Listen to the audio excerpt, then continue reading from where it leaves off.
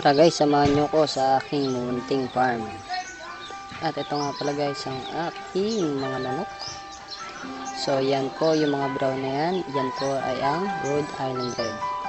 So yung itim na po yan guys, yan po ang tinatawag na Astra Black. So yan po, ano rin po guys, Astra Black. And isang yan mga Rhode Island Red yan guys. So binili ko yan guys, bali ano pa lang, 1 week old. So bali 11 peraso yan guys, at 10 na lang ang natira. So namatay po yung isa. Then meron din akong alaga guys ng mga pang racing na kalapate, like yung blue bar na yan, then yung milky. Then meron din po dito white top. So kakaitog lang yan guys. Then meron din ako dito ng isda, mga goldfish na may mga mahabang buntot guys. Yan po yung decal po na patik-patik. Yan po, yan yung mga native. Ito po yung pang mga kalapate.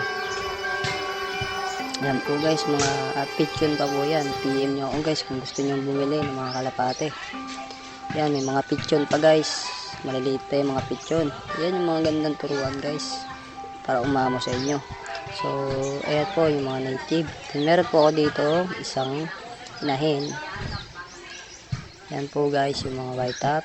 Ayan po yung inahin ko, nakakapisa lang ho lahat ng itlog. Yan po yung mga sisiyo, napaka-cute. So napakaliliit pa niyan guys. Kailangan pa niya kanyang comfort ng kanyang inahin, mother pala.